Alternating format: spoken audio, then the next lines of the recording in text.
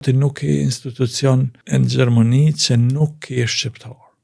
Te integrimi kur jemi, mendoj se shqiptarët dita ditë janë duke integruar ma mire ma. Do të thonë, mund të them pa hezitim fare se të thosh gati nuk ke institucion financiar ose shëndetësor ose administrativ në Gjermani që nuk ke shqiptar. Do të thonë, ne kemi atje një rini e cila vërtet është duke bërë një punë të shkëlqyer, janë duke kryer profesione të mira, janë duke angazhuar me profesionet e tyre dhe të thuash se është kënaqësi se edhe nëse shkon sot në bankë dhe ja shef emrin shqiptar, flet me të shqip, qesh me të shqip, e ketë një farë kënaqësie të posaçme sikur të ishe në vendlindje.